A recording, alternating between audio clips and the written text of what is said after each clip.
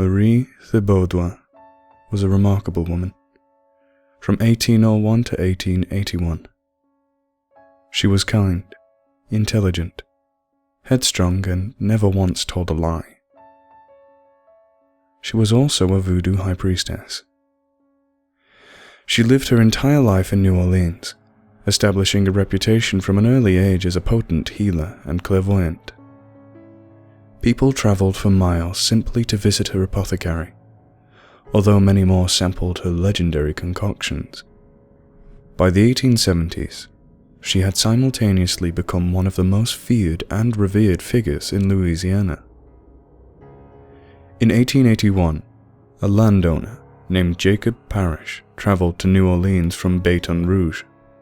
Parrish was vastly wealthy and devoutly religious, but possessed a morbid fascination for the occult. He had hired a platoon of ex-soldiers from the recently concluded Civil War, and with them he marched down Bourbon Street and into Marie's store. Despite the protests of her assistants, Marie granted Parrish an audience.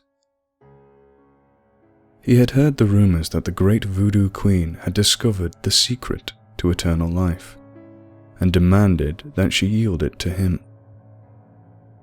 Never flustered, Marie corrected him. She had indeed discovered a ritual that would grant immortality, but only for a set period of time. 50 years, to be exact. Once performed, the subject would rise again after his natural death, having no need for food, air, water, immune to disease, and utterly impervious to bodily harm.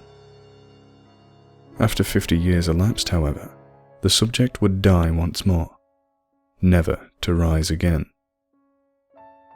Frustrated by this revelation, Parrish nevertheless knew her by reputation to be an honest woman, and would not pass up the opportunity to live beyond his natural lifespan.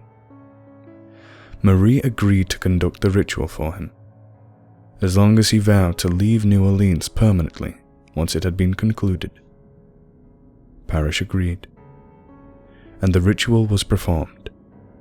True to his word, Parrish returned to Baton Rouge later that day, but not before ordering his mercenaries to murder Marie and her assistants and to burn her apothecary to the ground.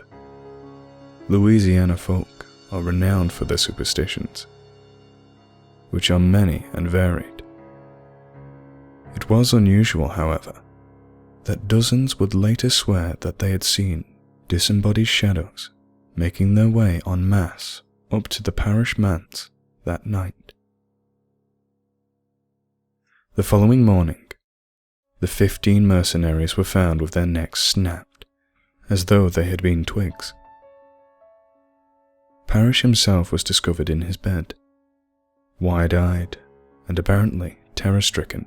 His throat was torn out with such ferocity that the state coroner was forced to conclude that a bear had somehow made its way into his locked second-floor bedroom.